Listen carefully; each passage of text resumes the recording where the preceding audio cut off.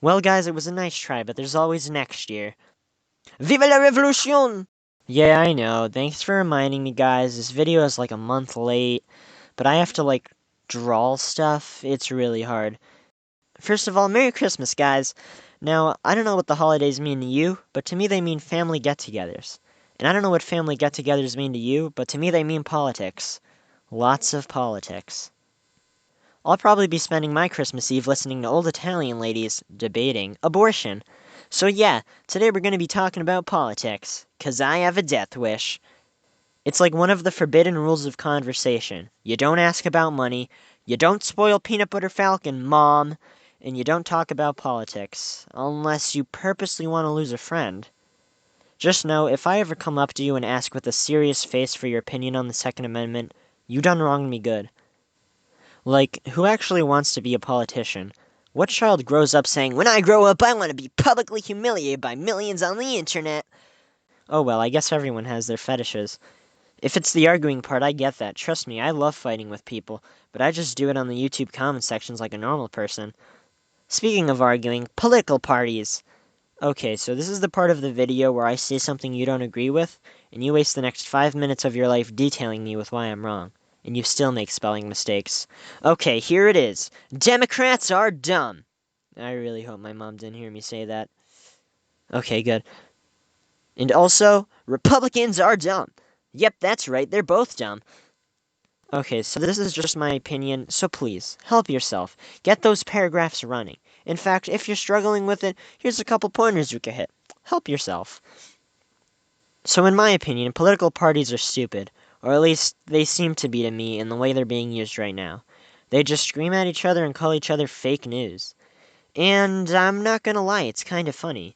There's just something about watching civilized adults fight each other. It's like you come home from school and your mom tells you about the dangers of bullying, and then proceeds to bully old guys on Facebook. Neither side is able to hear what the other side has to say. Okay, so 240 years ago they were writing the Constitution. Federalists wanted it to be passed, Anti-Federalists didn't. Both sides would need to agree to pass it, so they came to a compromise. The Constitution would be passed like the Federalists wanted, but they would have to add a Bill of Rights like the Anti-Federalists wanted. If the Constitution was being written today, we'd never be able to pass it. The Federalists would be like, "You know what Thomas Jefferson was last Saturday? Ask him, yeah? He was out playing golf, wasting our time. Golf isn't even in a real man's sport, baby balls." And the Anti-Federalists would be like, "Slow-minded Hamilton wasn't even born here, yeah? He was born in the Caribbean, yeah? Yeah, he's a fucking Mexican." I like to think that I'm pretty close to the middle of the spectrum, but I'll admit it, I have my political biases too. I'd say my leanings are a bit more Democratic than Republican, probably because I've grown up in a mostly Democratic household.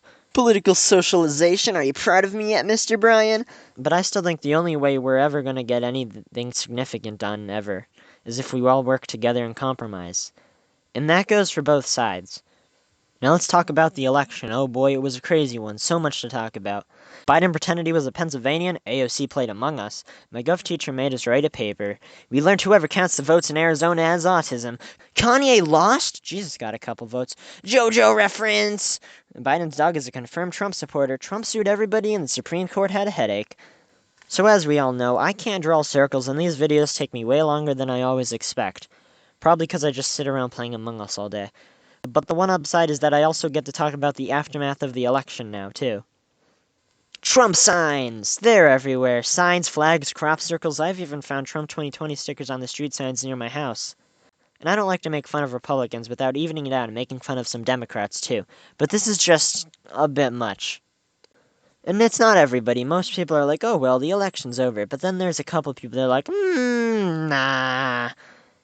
And like, dudes, I get it. I really like this girl, Emily, over the summer, but it didn't end well. You just gotta get over her.